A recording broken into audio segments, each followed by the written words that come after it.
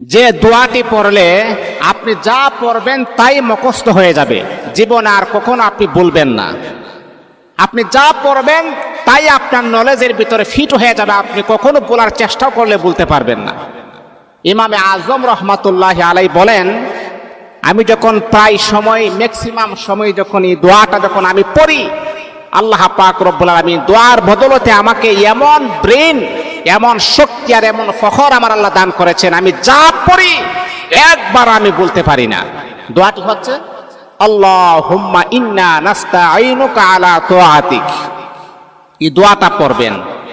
আপনার সন্তানের স্মরণ শক্তি খুবই দুর্বল, কম, তাহলে মা বোনদেরকে আমি দৃষ্টি আকর্ষণ করে বলি, বাবাদেরকে বলি, আপনার সন্তানকে দোয়াটা 7 বার পরে মাথার মাঝে আপনি ফু দেন, অথবা 1 গ্লাস পানির মাঝে ফু দিয়ে বলেন পানিটা খাবার জন্যে।